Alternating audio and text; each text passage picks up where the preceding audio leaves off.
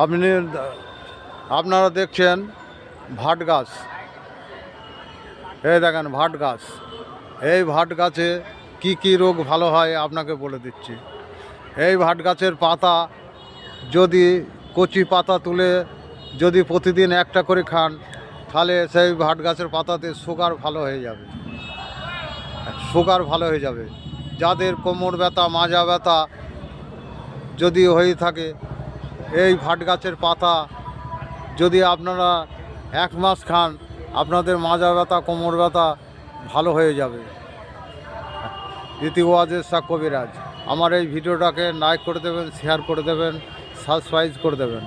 আপনারা যদি এগুলো করে দেন, তাহলে আমি আপনাদের জন্য অনেক ভিডিও দিতে পারবো, আপনাদের অনেক কথা শুনতেও পারবো।